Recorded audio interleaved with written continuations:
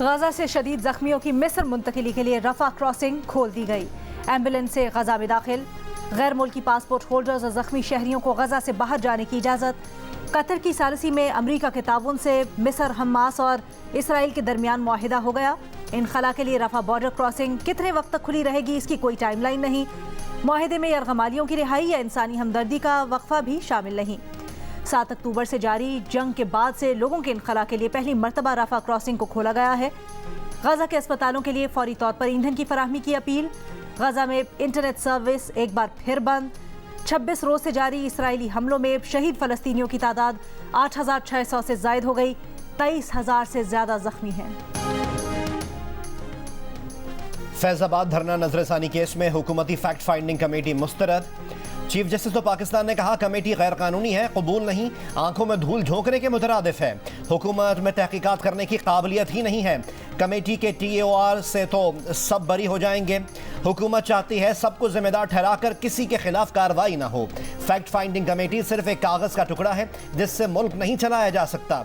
जिस तरह हुकूमत मामला चलाना चाह रही है ऐसे नहीं होगा। अदालत ये करार देगी कि हुकूमत ने फैजाबाद धरना केस में कुछ नहीं किया। सुप्रीम कोर्ट की केस में अटॉर्नी जनरल को जल्द नया इंक्वायरी कमीशन तश्कील देने की हिदायत।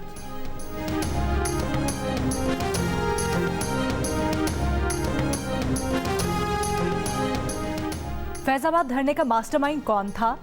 क्या हुकूमत ने कैनेडियन हुकूमत से राब्ता किया था? क्या लोग कनाडा से यहां आकर धरने दे कोई पूछेगा नहीं? क्या पाकिस्तानी कनाडा जाकर इस तरह धरना दे सकते हैं? चीफ जस्टिस पाकिस्तान के सवाल। कहा बैरून मुल्क से एक शख्स इंपोर्ट करके मुल्क को यरगमाल बना गया और वो फिर वापस लौट गया। क्या उस वक्त हुकूमत ने कनाडा को खत लिखकर उस शख्स से मुतल्लिक तहकीकात का मुतालबा किया था? एक शख्स को इंपोर्ट करने का मकसद क्या उस वक्त की हुकूमत को बरतरफ करना था? क्या दोबारा एक शख्स को इंपोर्ट करके मुस्तकबिल में भी खिदमात ली जाएंगी? क्या कनाडा से आए उस शख्स ने अपने टिकट की अदायगी खुद की थी? हुकूमत बता दे तो हम केस बंद कर देते हैं। प्रोग्राम बंद ना करने और कुछ चैनल्स को केबल के पुराने नंबरों पर बहाल करने की कोशिश करने पर ओहदे से हटाया गया। साबिक चेयरमैन पैमरा अबसार आलम का सुप्रीम कोर्ट में बयान। फैजाबाद धरना केस में बयान देते हुए अबसार आलम ने कहा कि टीवी चैनल्स के खिलाफ कार्रवाई ना करने पर फैज हमीद ने इंतकाम का निशाना बनाया।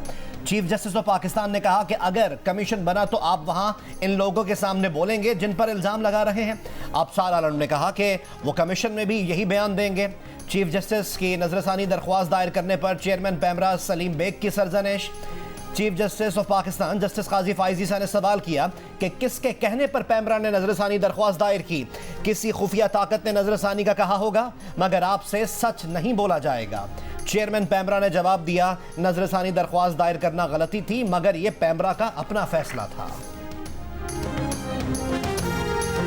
हुकूमती डेडलाइन खत्म होने के बाद मुल्क भर में गैर कानूनी गैर मुल्कियों की मुल्क बदरी का ऑपरेशन, गिरफ्तारियां और कैंप्स में मुंतकिली जारी। इस्लामाबाद में पुलिस का E11 में ऑपरेशन, मुतअद्दिद गैर कानूनी गैर मुल्की थाना गोलड़ा मुंतकिल। रावलपिंडी में मकामी थानों के कवायद के मुताबिक गैर कानूनी मुकीम अफगानों की तलाश जारी। 64 गैर कानूनी अफगान बाशिंदों को 2 बसेज में अफगानिस्तान भेज दिया गया। अडयाला जेल में कैद अफगान पनाह गुज़ीनों की दस्तावेजात की जांच पड़ताल। कराची में सदर के करीब गैर कानूनी मुकीम 4 गैर मुल्की गिरफ्तार। चमन के मुख्तलिफ इलाकों से दर्जन भर गैर कानूनी तारिकीन वतन ज़ेर हिरासत। चमन बॉर्डर से पैदल आमदोरफ्त के लिए लोकल दस्तावेज सिस्टम मनसूख। पासपोर्ट के बगैर पैदल आमदोरफ्त मुअत्तल। बॉर्डर क्रॉसिंग वीज़ा पासपोर्ट पाकिस्तानियों के लिए भी लागू कर दिया गया।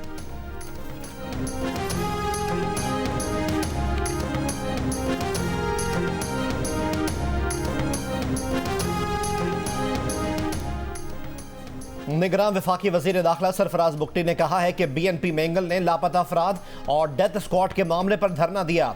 डेथ स्क्वाड वो हैं जिन्होंने 5,000 सिविलियंस कत्ल किए। BLA ने 2010 में ये सारी कत्ल गारत कबूल की। हमने इन तंजीमों से अख्तर मेंगल को नहीं जोड़ा, वो खुद जोड़ना चाहते हैं तो इनकी मर्जी।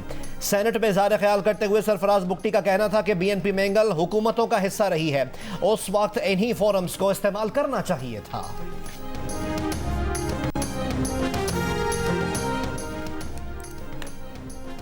जनूबी अमेरिका के ममालिक बोलिविया, कोलंबिया और चिली का इसराइल से सिफारती ताल्लुकात खत्म करने का ऐलान।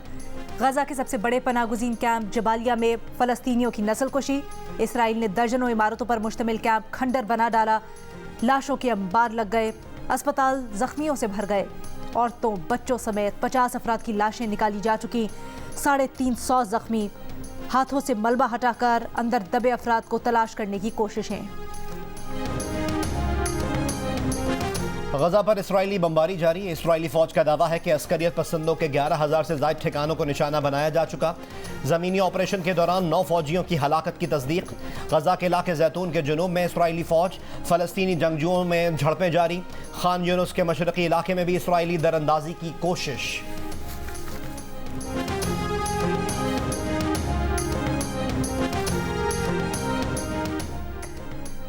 पनाहगुज़ीनों के जबालिया कैंप पर इसराइली बमबारी नाकाबिले फरामोश वाक़या है। पूरी दुनिया को इसका नोटिस लेना चाहिए। निगरान वज़ीर आज़म अनवारुल हक काकड़ की इसराइल की जानिब से आम शहरियों को निशाना बनाए जाने की मजम्मत। कहा जंग बंदी के लिए दुनिया किरदार अदा करे। साबिक़ वज़ीर आज़म शहबाज शरीफ की जबालिया पनाहगुज़ीन कैंप पर इसराइली हमले की मजम्मत। कहा तारीख याद रखेगी, जब इसराइल की नस्ल परस्त रियासत मासूम औरतों और बच्चों का कत्लेआम कर रही थी, तब आलमी बरादरी बेमानी मुबाहिसों में उलझी थी।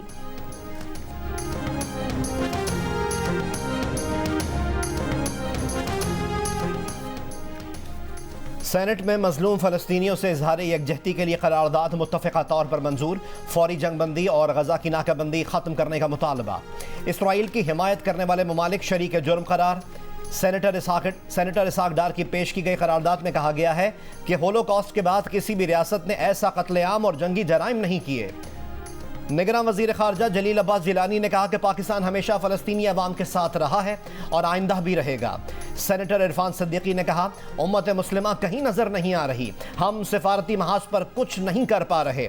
सेनेटर हाफिज़ अब्दुल करीम का अरबी ज़बान में तकरीर करके फ़लस्तीनियों से इज़हार यकजहती। सेनेटर बहरामन तंगी ने कहा कि फ़लस्तीन के लिए माली इमदाद का ऐलान करने की ज़रूरत है।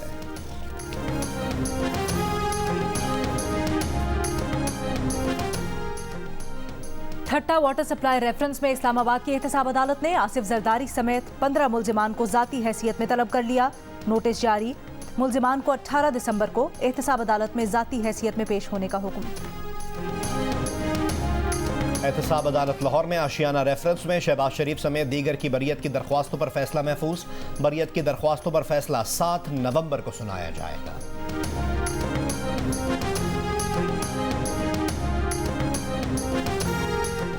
IMF का जायजा मिशन कल पाकिस्तान के दौरे पर आएगा। 2 हफ्ते पाकिस्तान में रहेगा। इस दौरान IMF वफ्द वज़ारत ख़जाना, तवानाई, रेगुलेटरी इदारों, स्टेट बैंक, FPR और सूबाई हुकूमतों से मुज़ाकरात करेगा। ज़राए के मुताबिक बैरूनी फाइनेंसिंग पर पाकिस्तान को अपनी पोजीशन वाज़ेह करनी है। इस पर IMF खदशात का इजहार कर चुका है।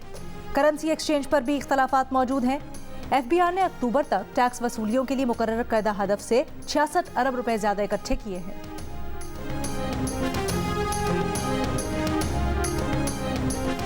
बिजली 55 पैसे फी यूनिट महंगी करने की दरख्वास्त नेपरा आज समाअत करेगा।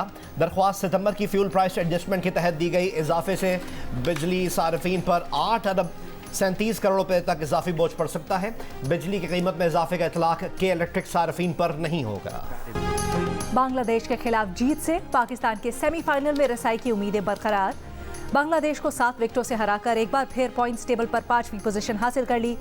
प्लेयर ऑफ द मैच फखर जमान का कहना है बांग्लादेश के खिलाफ मैच में उन्होंने और अब्दुल्ला शफीक ने अपनी अपनी सेंचुरी बनाने की नहीं बल्कि टीम की फतह के साथ रन रेट अच्छा करने की कोशिश की।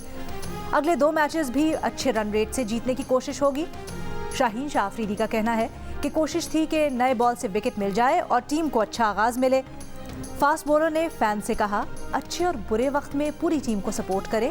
तमाम खिलाड़ी शायकीन की सपोर्ट चाहते हैं।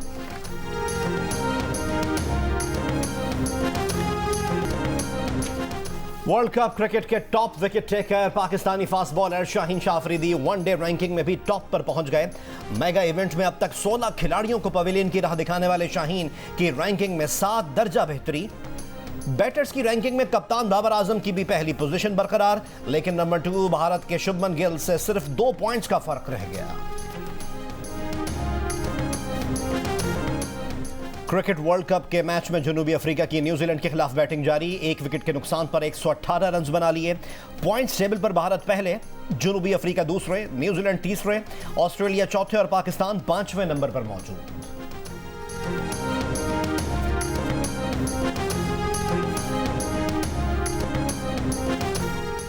स्मॉग की मौजूदा सूरत हाल की जिम्मेदार पंजाब हुकूमत है। फौरी स्मॉग इमरजेंसी नाफिज की जाए। स्मॉग की मौजूदा सूरत हाल पर लाहौर हाई कोर्ट के जस्टिस करीम शाहिद नाराज। स्मॉग की रोकथाम से मुतल्लिक केस में कहा, पहले स्मॉग नवंबर के आखिर और दिसंबर में आती थी, अब अक्टूबर में शुरू हो चुकी है। काला धुआं छोड़ने वाली फैक्ट्रीज को सील करके डीसील ना किया जाए। तमाम स्कूल्स कॉलेजेस के बच्चों को काला धुआं छोड़ने वाले कारखानों की इत्तला देने की हिदायत। मजीद समात 3 नवंबर तक मुलतवी।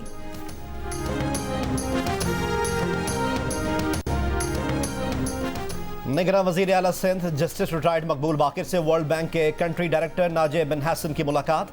कराची में तरक्याती कामों और दीगर मंसूबों से मुताल्लिक गुफ्तगू। निगरान वज़ीर आला ने कहा कि कराची के कच्ची आबादियों को हाउसिंग मंसूबों में तब्दील करके अपार्टमेंट्स बनाना चाहते हैं। प्रोजेक्ट्स में रहने वालों के हुकूक का भी तहफ़्फ़ुज़ करेंगे।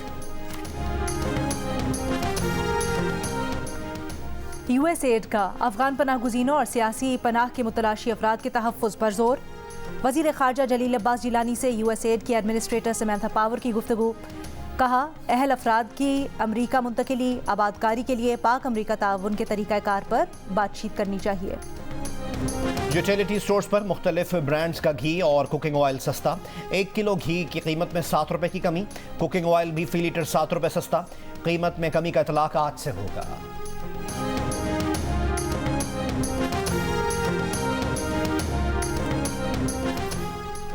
फैसलाबाद में शहरी मिलावट वाले मसाले खाने से बच गए। जाली मसाले तैयार करने वाली फैक्ट्रियों पर छापे।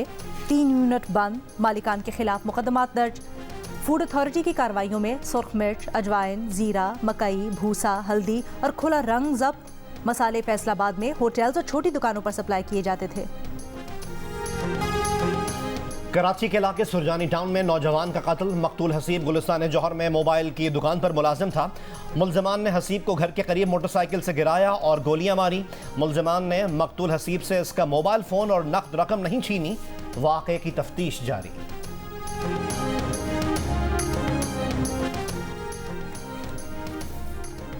जिला कुर्रम में जारी कबायली झड़पों में मजीद 9 अफराद जाम बहक, 14 जख्मी। झड़पों में मजमूई तौर पर जाम बहक अफराद की तादाद 48 हो गई। 95 जख्मी। 4 मकामात पर फायरबंदी। 4 दीगर मकामात पर झड़पें रुकवाने की कोशिशें जारी।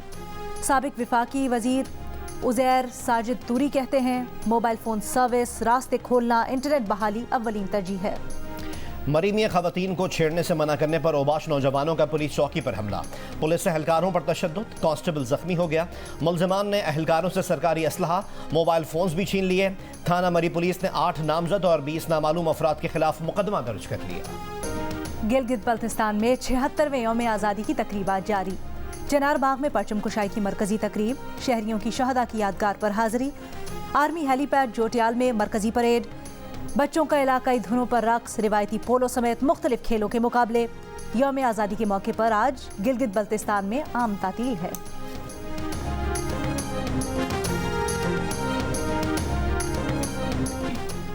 बरतानिया में कम से लड़कियों की जिनसी ग्रूमिंग में मुलव्वस 5 मुलजमान को 70 बरस कैद की सजा।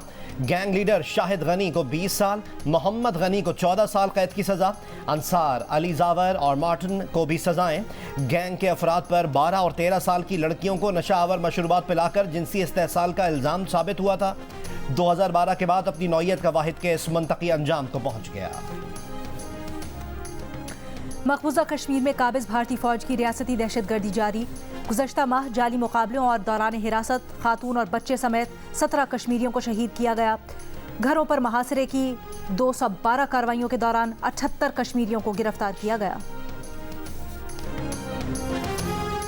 अमरीका की रियासत टेक्सास में कत्ल पाकिस्तानी डॉक्टर तलत जहां खान की नमाज जनाजा ह्यूस्टन में अदा। टेक्सास की रियासती असम्बली के रुकन सुलेमान लालानी, पाकिस्तानी कौंसल जनरल आफ्ताब चौधरी और साबिक वफाकी वजीर बाबर गौरी समेत पाकिस्तानी कम्युनिटी की बड़ी तादाद में शिरकत। डॉक्टर तलत अपनी फैमिली के साथ जुलाई में सियाटल से ह्यूस्टन मुंतकिल हुई थी। लवाहिकीन का वापस सियाटल मुंतकिल होने का फैसला तदफीन रियासत वाशिंगटन ही में की जाएगी।